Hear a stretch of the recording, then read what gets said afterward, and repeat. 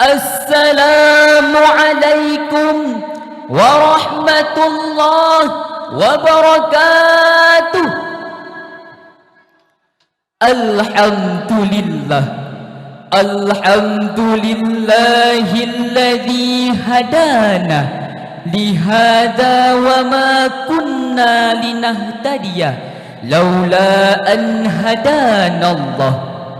Ashhadu an la ilaha illallah syahadatan tudkhiluna darul khulud, wa ashhadu anna sayyidana Muhammadan abduhu wa rasuluh.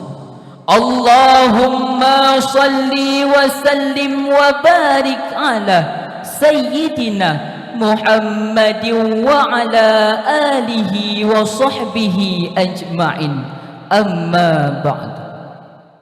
Yang pertama sekali, ta'zim wa takrim kepada Abuya Rohani ma'a keluarga, dan kepada Abah ma'a keluarga, dan kepada Abiyah ma'a keluarga, dan mencakupi seluruh Dewan Guru yang masih berada di dalam daya Al-Madinatud Diniyah Babu Salam Blang Blahdeh.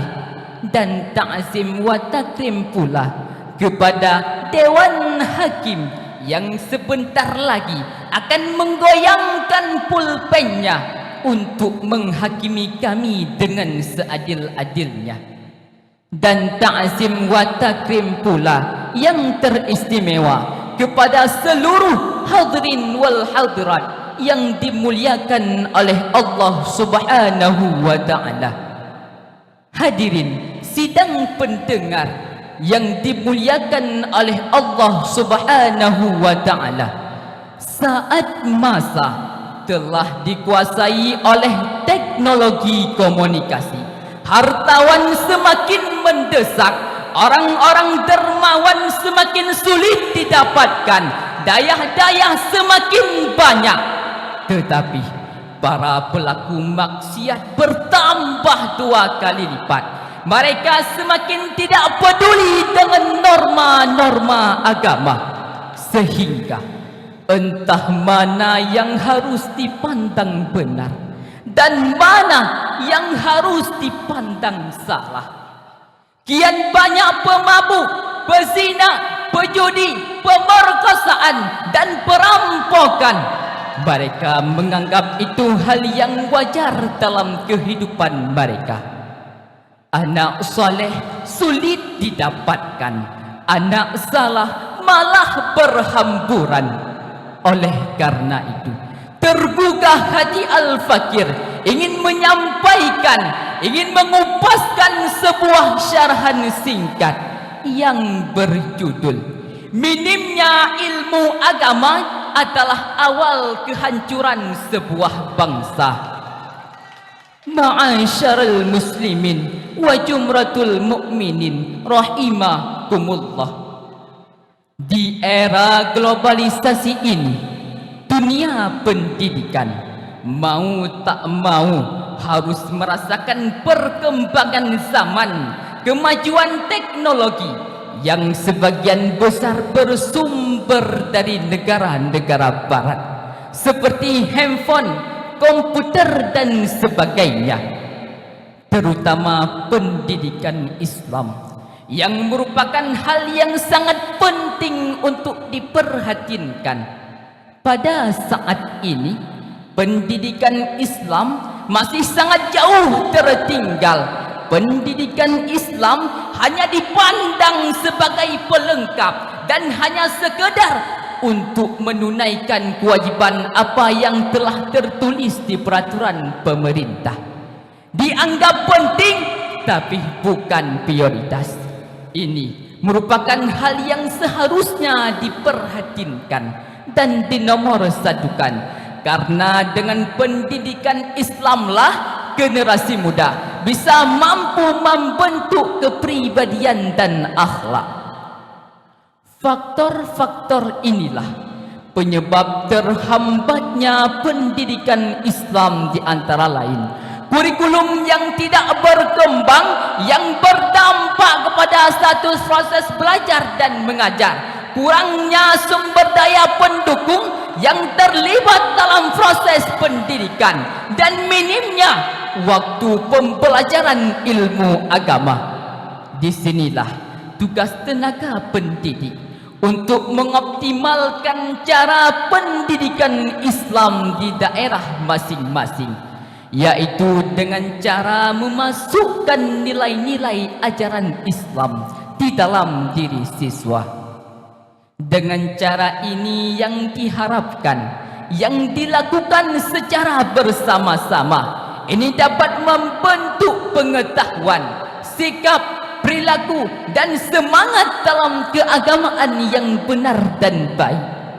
Bila hadirin hal ini tidak dilaksanakan, maka dampaknya kurangnya pemahaman ilmu agama yang akan berdampak kepada kehidupan sehari-hari, seperti kemerosotan akhlak yang banyak terjadi di kalangan masyarakat dan pada kalangan pemuda dan remaja, seperti banyaknya terjadi tawuran, hamil di luar nikah, narkoba, perjudian dan sebagainya.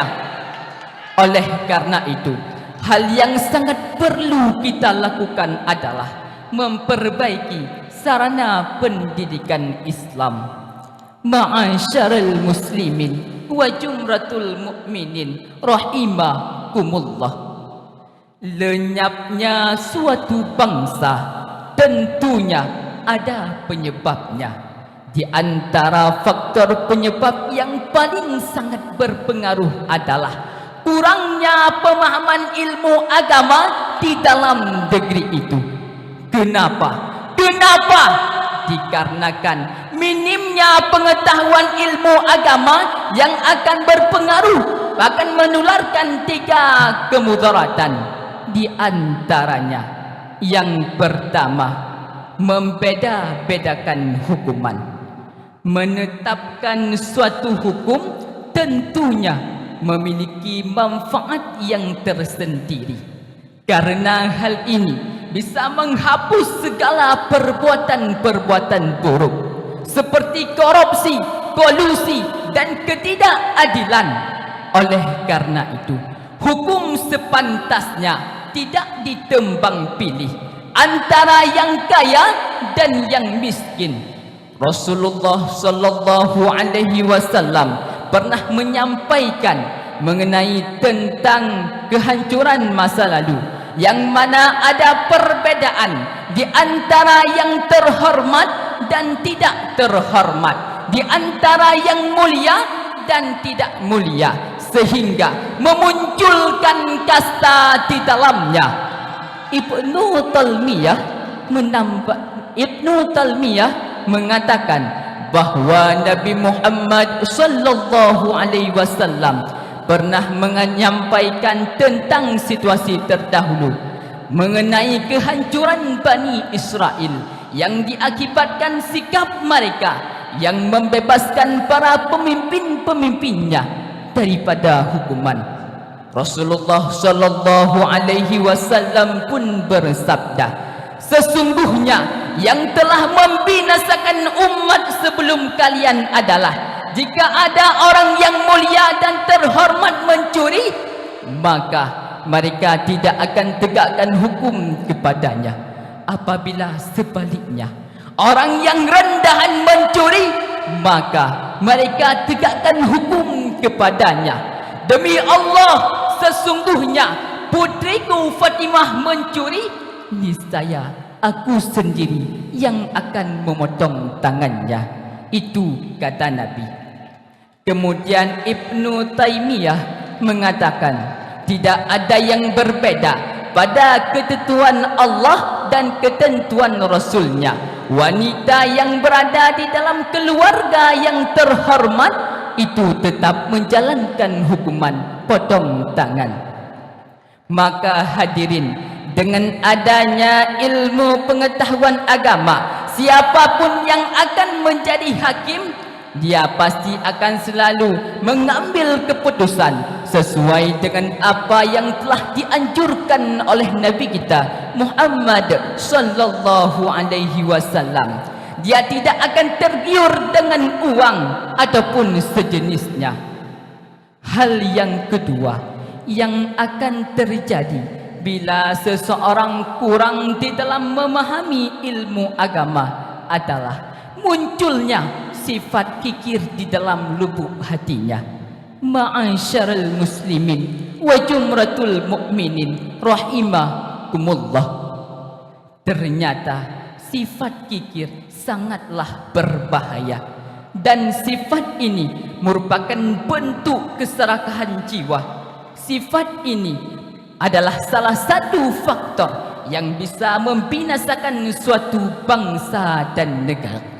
Sebagaimana Allah Subhanahu wa taala berfirman di dalam Al-Qur'an, Bismillahirrahmanirrahim.